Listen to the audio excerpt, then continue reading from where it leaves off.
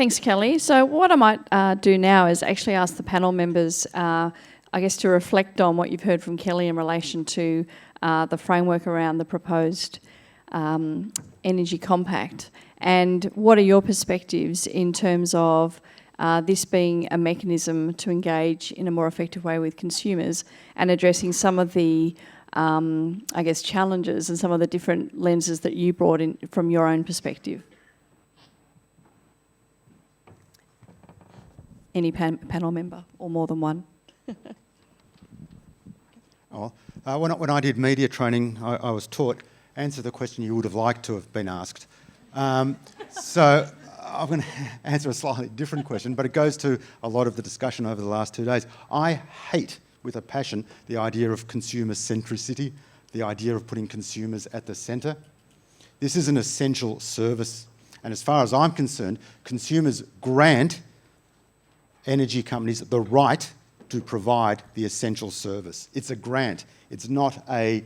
It's not this. The centricity model just doesn't work for me at all, and I think it keeps taking us to the wrong place. And I can just sort of sum. There was a document the ESB. I don't know if Kerry's still there. There was a document the ESB put out on its 2025 vision. Lovely diagram, had consumers in the centre. There was 5 dots, so one in the middle, consumers. Then there were these 5 circles around it with different aspects of the system, the process that had to be planned. And the 5 outer dots were all connected, and they encircled the customers who were at the centre. But none of them connected to the customers. It was assumed that if you create the system, and it was beneficent, then it would self-evidently be to the benefit of consumers. And that's been the problem we've had all along. And I think we've got to get out of that mindset. We've got to get energy companies, we've got to get regulators, we've got policymakers out of that mindset and realise that all those parties exist by virtue of a grant given to them by consumers. And if we start thinking like that, we start to reframe the problem we're trying to solve, and I think we'll actually get to a better answer. I think one of the things that I saw in the report, which I saw in both the SME side and also in the consumer side, was that consumers basically expect the electricity to be a government thing. So they're like, they don't know about all this stuff and networks and AEMC and blah, blah, blah. They just the government should build more solar and wind farms and the government should do that. People consider electricity to be a right. And they consider that, the government protects their rights and I'm not getting electricity in accordance with me having this right. So I'm very upset that I have to deal with it myself. Plus I've got everybody trying to get me while I'm doing that. It's very, very different to buying shoes. It's very hard.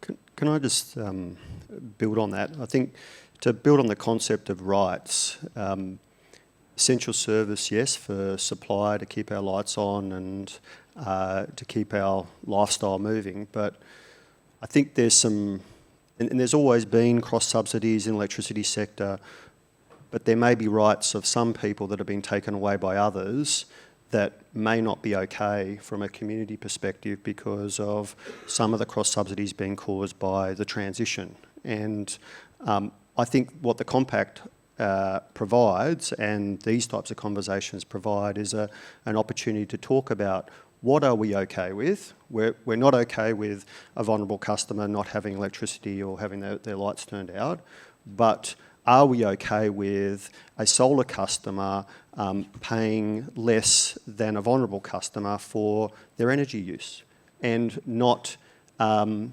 therefore over time potentially increasing the cost for those customers that can't afford to navigate their way through with a battery or through efficient lighting or through solar. So I think we've got to have those conversations about rights, but not all energy is kind of created equally. The in and out may need to have a different conversation to maybe where we've been before. So I think the compact is a really important initiative towards this idea of a shared vision and bringing consumers along that journey. I just wanted to add a couple of points though. I think that there is a tendency to kind of see consumers' views as quite fixed. And that's not true. They're constantly in flux. They're constantly changing, in the moment. And I just wanted to share something from our research about that. One of the techniques we use in our projects is to ask people about their interest in participating in demand management before and after explaining the concept of peak demand to them, because most people don't understand what it is, and they don't understand how air conditioning and heating and domestic practices contribute to peak demand. And the responses we get before and after just having a conversation about peak demand are dramatically different. I think that's really telling that, before they might be, really opposed to doing anything about participating in any kind of demand management program. And then after kind of understanding the concept and having a conversation about it, not everybody, but a lot of people are actually more willing to engage in that kind of, those kinds of initiatives. So that's one thing I wanted to say. And the other is, as well as thinking about putting people in the centre, I also want to introduce the idea of putting pets in the centre. And this is thanks to Mark. But also just as a way of getting us to think that, it's not just people engaging in energy in their homes. It's a whole collection of people and pets often that are actually essential to how we use energy. And some of you who would know my research and the research we've been doing in our group really does take pets seriously. We found that Australians are increasingly using air conditioning and heating for their pets, and pets are becoming and actually possibly changing the peak demand profile of the country. And it sounds funny, but it's actually really significant. And so not only do we have to be thinking about how we engage people as kind of consumers, but also about how people care for their pets. How do people engage people in caring of animals or caring of people in the home? And that's a slightly different conversation to inject into this as well. I'm just doing a pause for effect. Thank you. I acknowledge Ron's point, but to give you an example of why we need to put people at the centre and why we need to be reminded of that, with all the various communities across Victoria and New South Wales that have been taken offline for up to a month, and Kangaroo Island, sorry, Jess, over the summer and spring, there's the question of how to rebuild those communities. And there's the technical solution and there's the cheapest economic solution, but there's also the solution that the community might want. And it may be going back on the grid, it may be going to a bunch of standalone power systems, it may be a microgrid, islanded or standalone, a number of variations of those options. And it's just a reminder that you need to talk to the community and involve them in every step of the process. So I don't think it's an either or between the essentiality and putting people at the centre. So just building on some of those themes there, I know where, Kellie, you explained it, where it's up to in the consultation process, but what do you see as the biggest barriers to accelerating this thinking and actually bringing the relevant stakeholders on board to get a good outcome? One of the barriers is the NEO, which most consumers think is no longer fit for purpose, although there's been many conversations how you can take the word in the interest of consumers as, the principles we put up are the interests of consumers, therefore it applies. But, every time you have a conversation, not every time, but essentially AEMO, AER, AMC are bound by those rules. So whenever they make rule changes or implement things, that they have to think about what's in the NEO. And often when you bring up things like fairness and equity, it's like, well, that's not in the NEO. And when you bring up the need to decarbonise, well, that's not in the NEO. So, I think that's one of the biggest barriers. Now, it doesn't mean the people in the organisations don't think that these principles are important, and I know many of them do, and they've been supporting this process. But I think at the moment, it's still a big barrier for the change that we need. So I can attest to that. The NEO is super powerful. When we have regulatory disputes in the NEM, and we have them and we pursue them, the advice is that you can trace a rule back from its final determination to the writing of the rule to the National Electricity Law, and always comes back to what was the intention in the NEO. So the NEO is the root of all regulatory, even when there's a disputed clause or what did they mean by that, or technology has changed, it always comes back to, is it consistent or inconsistent with the NEO? And if it's inconsistent with the NEO, it loses. The beauty of it now is that decarbonisation is quite clearly in the long-term interest of consumers, even considering the very limited number of criteria by which the long-term interest of consumers is assessed.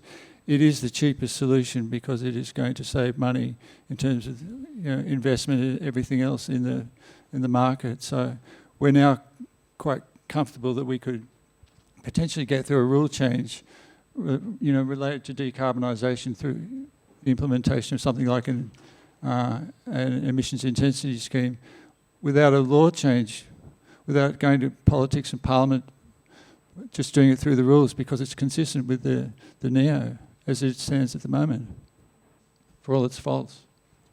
I have a different problem with the NEO, and it goes back to what is the definition of efficiency? What is efficiency? Efficiency is the conversion of inputs to outputs.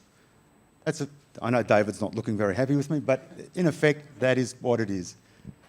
The problem is, in today's world, we don't know what the inputs are or are going to be, and we certainly don't know what the outputs are. They are becoming, as we've been discussing for 2 days, becoming very complicated, very amorphous, uncertain.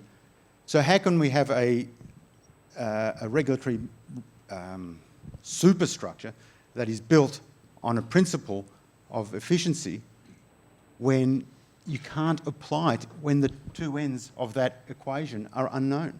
That is my problem with it. Not the climate crisis, not consumer protection. It's that it doesn't make sense in a world of uncertainty that we have today. Is there also a challenge in actually how do you bring in the community aspect of what you're looking at as well? Yes, well, I mean, that's very much a part of it. We have to recognise. I try to avoid using the language of rights and responsibilities because that kind of triggers a whole lot of baggage. But I do think we have to actually start thinking about it in those terms. What are the rights at the ESC? We created an entitlements-based framework for hardship. We completely got rid of this notion of regulatory obligations that had to be complied with, and we replaced it with entitlements, customer entitlements that had to be honoured. It completely reframes the relationship that is expected between suppliers in the supply chain and the end users. And I think that's what we have to be looking at as far as the NEO or its next iteration.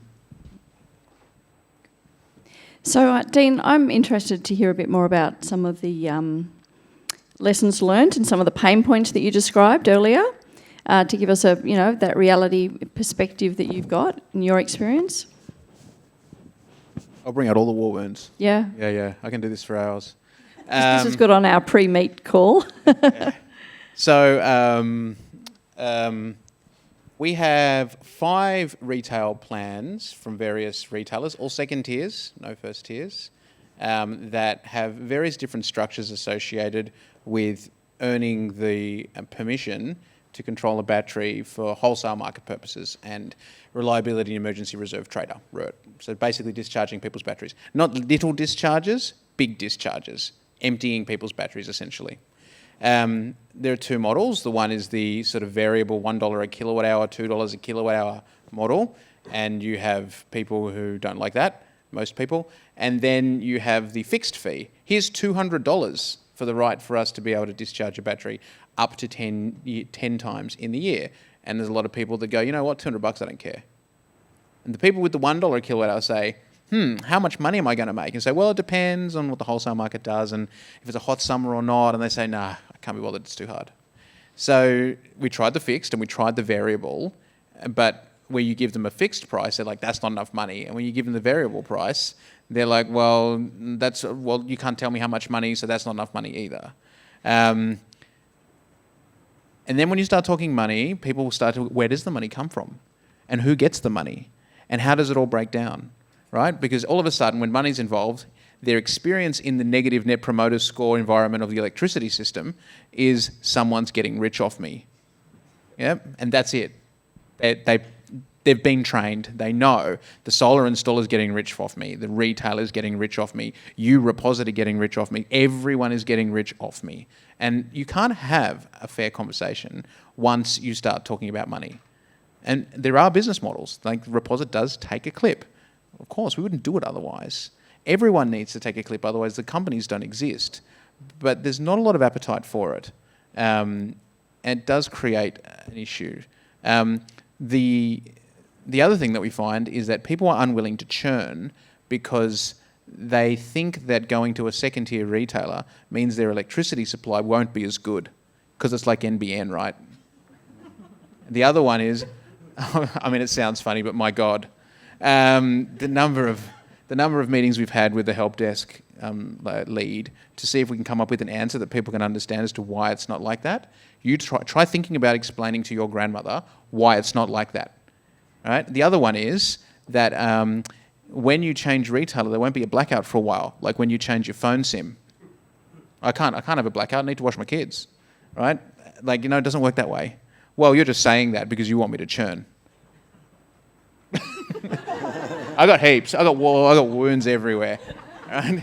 So it's really quite difficult. However, the glimmer of interestingness is that whilst we have about 6% conversion for people to change their retail plans, we have 99.7% conversion where we offer the opportunity to enter into a VPP and Reposit pays the customer.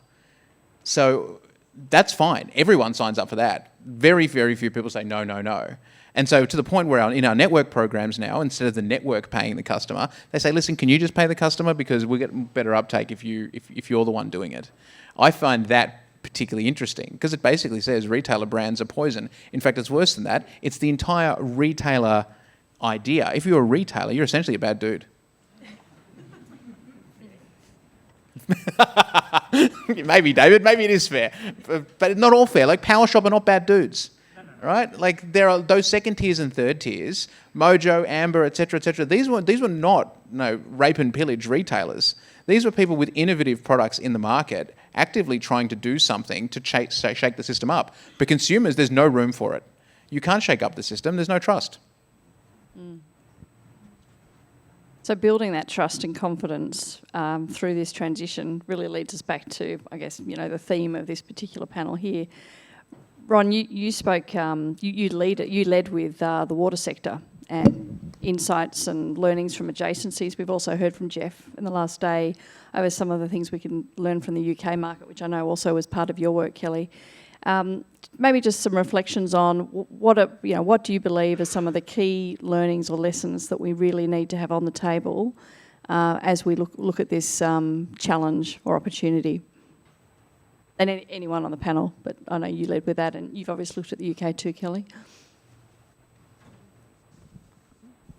Okay. Well, my last few words in my short presentation was there's no room for compromise, which was around values and standards. Right. So it's not just values; it's also standards. How do people expect other people to act? So standards of conduct, I guess I'm talking about. I think we've got to stop creating these documents by consensus, to be frank. This is not a criticism of the Compact or the Charter, but I think if we want to get to the bottom of this, we've got... Yesterday there was a sort of in and out discussion around the Charter and why it's ended up looking like compliance reporting, because it's written in the same language as the regulatory systems. It looks like the regulatory system, so lo and behold, it creates outcomes that look like regulatory reporting. I think we've got to completely change that, and part of that is by starting off with a clear articulation of what I called the grant. What is it that the community is granting anyone who sells them energy, whether it's a breakthrough company like Reposit or an old company like AGL or EA or Origin. Unless we do that, we're going to keep going around the same block. We're going to just keep coming back to the same point, which is great because we can keep having lots of these conferences, and boy, that's what. Now, isn't that a growth business? But we've got to completely, reframe it and acknowledge that it's got to start with an articulation of what people care about and what they're willing, what they are willing to, part, with their money for. And unless we do that, it's Groundhog Day. Do you think we did that yesterday? I was very excited by. Sorry, David. I was in the teleconference that Chris referred to, I think, before, and I went and spoke to Forethought afterwards. The thing that excited me the most about their research, even though we all looked at it and said, well, there's nothing startlingly new in that, but the thing that excited me the most, I said to them, was there anybody, is anywhere from ECA or from any of the energy companies or consumer groups in the room? And the answer was no. Because as soon as we're in the room, any of us, because we're insiders, we change the nature of what is being discussed. And that is what, the other day I was having dinner with Lynn and I referred to it as Heisenberg's principle. The observer changes what they observe. And maybe Landy has some views on this, but that's what excited me most about the fourth one. That's why I thought that is actually a really good starting point for what has to come next. So that we, the insiders, don't keep driving the discussion back to where we're comfortable. So we might, sorry, did you want to say, anyone else want to add anything to that? We might go to some of the questions then from you, the audience. Please keep sending them through. But in terms of that first one, I think that touches a little bit on part of what you were saying there, Ron, in terms of how we go about driving change. So this question is really looking at how we get people involved right from the beginning of the process and building that trust. What are the panel's thoughts in relation to that, and how can we also use the research, which has been based on real consumer focus groups and interviews, as a key input to that? I might make a start on that, and I might even go into the second question a bit. We talked about scope creep, so I'll have a go at scope creep as well. I think one thing that we realised very early on is that no one can define a solution or implement a solution, and no one has a silver bullet here. And I think through what we've been doing, through trying to look at some of these more challenging multi-stakeholder integration challenges for DER, has been a cultural journey for all organisations. And we came into it with, we've got a problem, and that is that how do we integrate DER? And we then tried to break that problem down, so we put a process and a framework around it, so it wasn't like we were trying to eat the elephant. And then we organised people around the challenges, and we didn't come in with an answer. We're still learning through that process.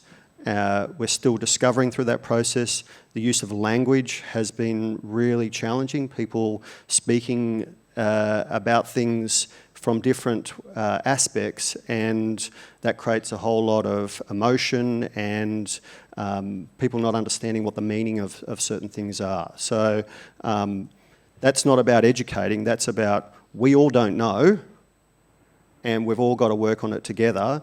But if we put a few frameworks, whether it's the Charter or the Compact or the DEEP program, then maybe we can organise ourselves a bit more than expecting that a roadmap or Alan Finkel or someone's going to come with a magic touch and just say, here's the solution, work towards it. Because by the time that paper gets put out, we've probably moved on, and the compact's moved on, and customer and community expectations have moved on.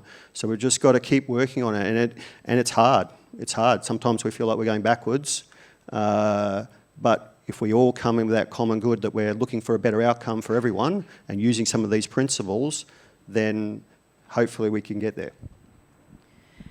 It's a really good question, Twee, so thank you for asking it.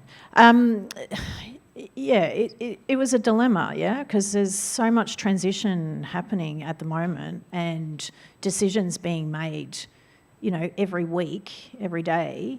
that we sort of felt like there was a need for something now to inform these processes that are going to have profound impacts on the energy system.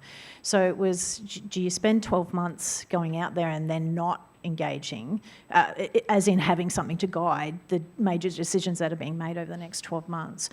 Or do you base it on research that have engaged with people and bring consumer representatives who deal day to day with people, and then have a process where you can then go back out and you know, be willing to change it based on what people say. So we sort of wanted to, you know, make a start to inform what's happening, but also, you know, keep it open. So yeah, we've tried to do, you know, get the people perspective through research and through consumer representatives, but we acknowledge that we need to go back out as well. So this isn't fixed. And one of the things we're committed to as well is that this is a living document.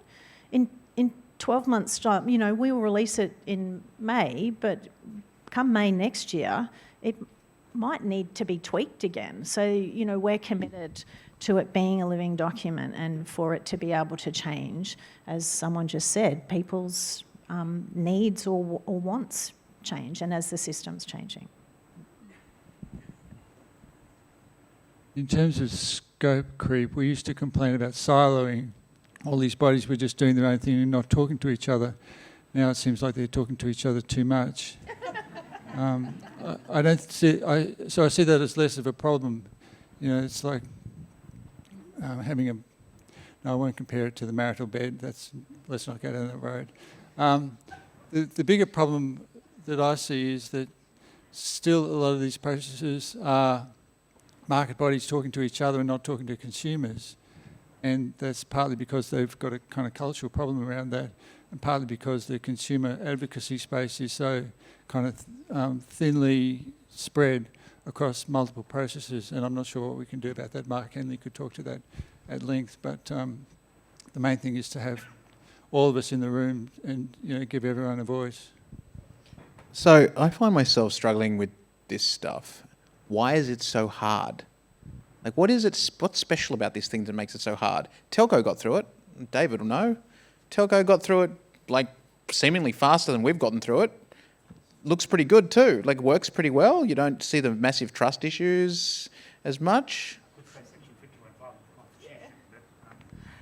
Can that be applied here? I don't know. Like, right. So I think part of it is leadership. I think back to the Constitution. It's the vibe of it, Mark.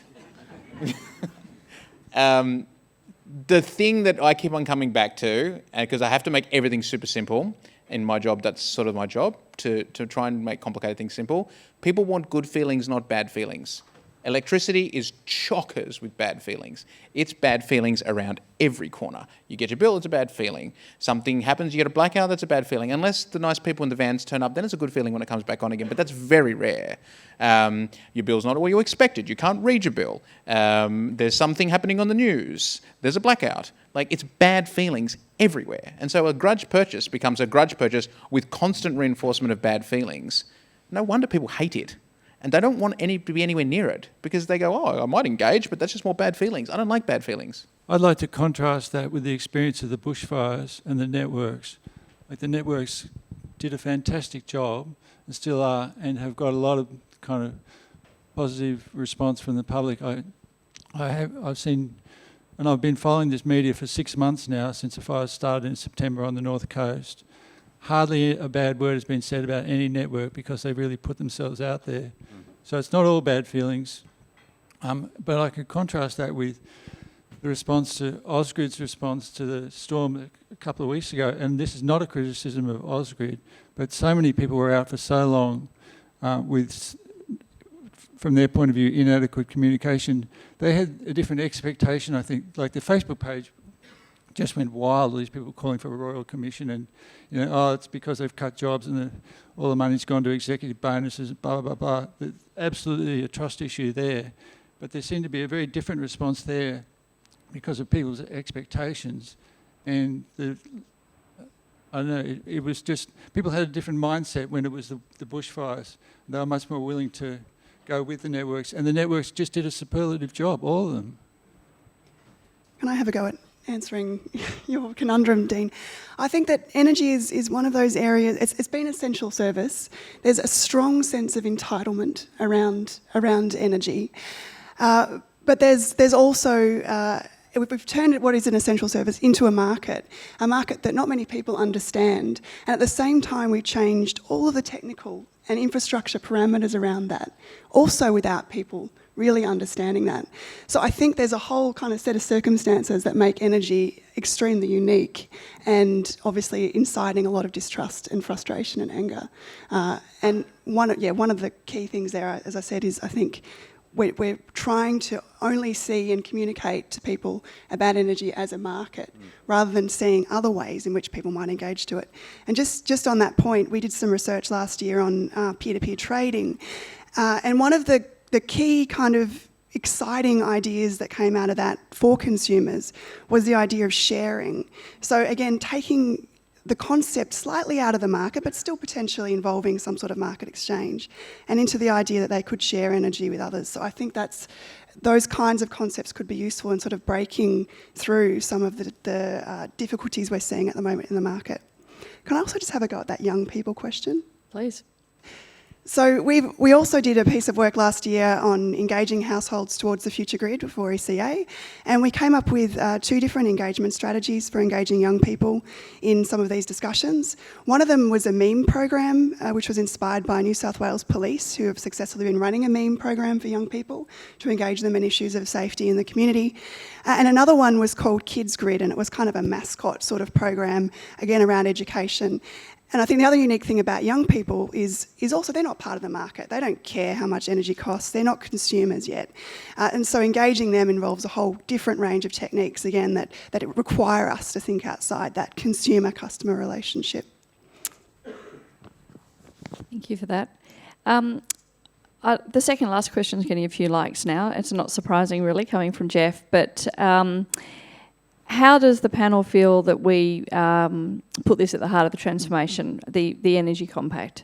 You know, how do we really take that forward to help address some of the challenges we've been talking about, but also the trust and confidence that I think has been the common theme that's come through the research we saw yesterday and many of the panels in terms of consumers. There is a level of optimism there in terms of looking to the future. And whilst I think a lot of people are quite bruised over what's happened this summer, I still feel a strong sense from what I've heard in the last day and a half that we are hearing that optimism about the future. So how do we use something like this as a mechanism to really take us forward?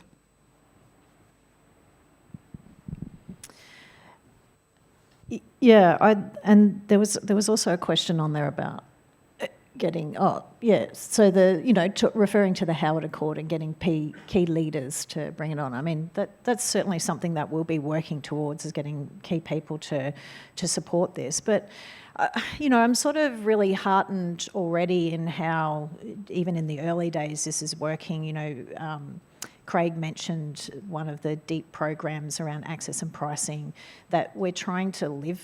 We're trying to live and breathe the compact in that process. Like, we are trying to do the co-design, define the problem, work together on the solution, and not just within those members of the working group. So there's consumer reps, there's market bodies, regulators and others in there. But by holding workshops where we bring in a whole range of stakeholders as part of the co-design, and that the principles, we define the problem, set the objectives, and we have a set of principles that we will then utilise as we go through the options and the solutions. And, and we've been engaging with AEMA already on their open networks process, albeit a little late in terms of getting the consumer perspective there, but they're looking at it now, and they're looking at bringing the principles in to that work as well. So, I think we're already seeing that that some of the market bodies do see the value and the need to have consumer perspective at the heart of what they're doing. So it is being utilised, but there's a lot more work, for it to become something that really drives the reform process. And we're conscious of that, and that'll be part of our strategy going forward. And certainly welcome people's ideas. You know, don't just give feedback on the content, but, you know, feedback and ideas about how we engage people more, and how we, you know, put it at the centre of the reform process. I think the second question there is certainly reflecting on some examples in history where, you know, different things that seem very difficult were achieved by some high-profile individuals, really helping to drive that through, both from a broader community perspective, but also from a political side of things as well. Yep. Okay, where would we like to go next? We've got about 5 minutes left. What about trust? Do we want to talk a bit more about trust there and examples of... sorry, that wasn't the question I was looking at. It just moved. My apologies. Sectors, low trust to high trust. What have we seen around that in terms of outside-in thinking? So we look at Net Promoter Score. We live and die by Net Promoter Score. We have an installer Net Promoter Score for Reposit. We have an end user, which is the householders' Net Promoter Score. We have employee Net Promoter Scores. Net Promoter Scores we found correlates relatively as a pretty good leading indicator as to what's going to happen. So, for example, when we have a decrease in our Net Promoter Score for our end users, we see a slowdown in referrals, which makes sense because that's what Net Promoter Score is all about. I don't know what the latest Net Promoter Score average is for the retailers, but last time I looked, and it was 3 years ago, I think, minus 47, which is very, very, very poor. And it's got to do with trust. I don't think it's entirely earned. Like David will disagree, but I don't think it's entirely earned. I think people are caught in some kind of loop, and I don't know what it takes to break them out of it. And they blame the retailers for everything. And unfortunately, for retailers anyway, they are the customer-facing, the regulated customer-facing entity. I think maybe they need help. I don't know. But that's where the trust falls down. People like the networks. Mark's right. Networks have great brands. Like Net Promoter Score on network brands is really good because they come and they fix things when it's broken. And they're nice people, and you can call them at any time, and they'll replace your service at 1 o'clock in the morning. I don't know. Either retailers have to be renamed to be something else. Maybe that would work. But there's definitely a mental loop on retailers. Okay. So what we might do now is just close this panel. I'm going to give each of the speakers just an opportunity to leave any key message that they'd like to with the audience. That's great to have hope in the middle there. We're looking at the word cloud now. But perhaps on if there was one message you'd like to leave this audience in terms of how we continue to look at the trust and confidence of consumers in this energy transition from all of the different lenses that you've looked at it, that would be a really useful way to close on a positive note. So I'm happy for anyone to go first.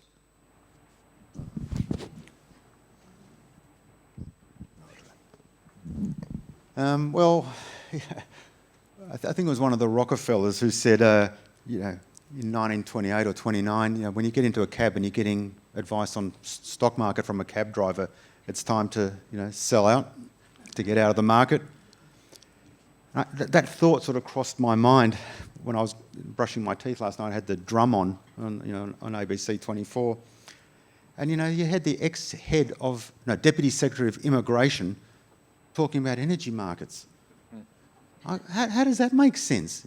So they had this panel and they got onto energy policy, energy markets. Somehow we've got to get it out of that cycle. And again, this whole comes back to the whole thing. We've got to restore the community confidence, the community trust, so that we don't have to talk about it endlessly. And for me, as I keep harping on about it, I think the only way to do that is to get out of this world of rules, compliance, and now, of course, everyone's going a bit crazy on enforcement. and we've got to get into a world of rights, honouring rights, respecting rights, and then working out how you enforce that. But I just can't see us getting out of it if we just keep going around the same old debates. I'm extremely happy that dog has made it into the main part of this word cloud. That's just fantastic. And I do think, just giving that as the opportunity, pets are a great way of getting us to think outside the market and what's really important for people in the energy space in terms of what it is that they use energy for. So thanks for putting that up there. I know that's Mark as well. I think that the key takeaway from me is, it seems like the energy sector and consumers are really in a rut right now. And we're waiting around for leadership that obviously isn't happening yet. But really the imaginaries and the visions for the future are already in this room, and they're already in people's homes. And so it's about crystallising those as the vision for where we want to head, regardless of whether we have the federal leadership on that or not. We are heading towards a more distributed future with demand response, with greater automation, with new markets. And articulating that and getting people excited and inspired about it and holding those conversations, I think, is the way to transform this sector, to build trust and confidence in what it is that we're moving forwards towards, and to bring people on that journey. So that's my last words, thanks. I just repeat the tagline for my talk, trust is local. The more your presence and your options and your solutions are local, the more likely you are to engender trust. Take out for me, or something that I'd like to reinforce, is that change is hard, it's scary, it's political, there are trust issues, but I think if we agree a framework, principles and a process, not an outcome, not a technology, then hopefully we'll be able to get there. And it's not about more reviews, more roadmaps. It's about getting the people together and starting to affect the change that's capable in the room, not waiting for someone else to provide that to you. I think a lot of energy consumers are wandering around not knowing who to follow or who to trust. I think a large part of the trust issue is who? Who do I trust? They think it's the government that deals with energy, and they're looking for leadership from the government. That's who they're going to get behind. They think it's the government's thing. I need a leader from the government to lead me out of this mess. That's not going to happen. Hasn't happened yet. So where else can the leadership come from that energy consumers will go, yes, that makes sense, that leader, I'll get behind them? I don't have the answer. Mike Cannon-Brookes at the moment, isn't it? Yeah, Yeah, right. That's probably right, Yeah. I was just reflecting a little bit on something that George Megalaminis was saying last night about the politics and Queensland, and I do live in Queensland. I don't always like to admit it, but there you go. Yeah, thank you. And just thinking about the challenges that we're facing around the transition there.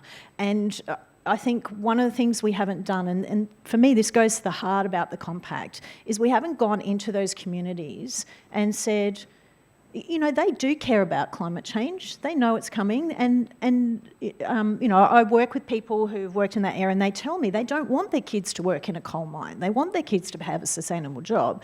No one's going into their communities and saying, what do you think?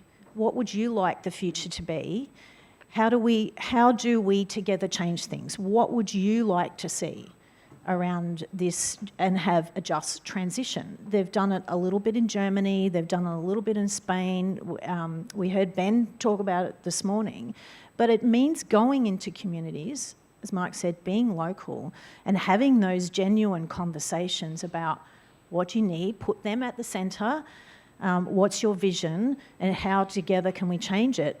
And you're more likely to get communities on board the transition when they know they're being listened to and that plans are being put in place. You can't, and the Greens are just as bad, Labor and the Greens can't say we're going to have a just transition authority and people go, oh, that sounds great, yeah, she'll be right. What does a just transition authority mean unless you've had the conversation about this is what we will guarantee for you? So, you know, I just think if you're going to build trust, as Mark said, you've got to have those conversations. You've got to go into communities with people and think about the values and the principles that guide that. And then on a less serious note, the dog. I had a really great idea. Cameron said before, inverters. Let's shape them like dogs. Excellent. Oh, we've got one. Really? Quickly? Yeah. The problem with the market reforms was that it assumed that everyone would participate. The problem was the whatever percentage, 50, 75, 90% of people who didn't want to participate got screwed over. We've got to be careful about thinking about a new world of community participation. A lot of people don't want to participate. So we've got to make sure that in this new world, those people who don't participate don't get screwed over in the same way they got screwed over by the assumption that the market will deliver choice. Thank you. Please join me in thanking our panel.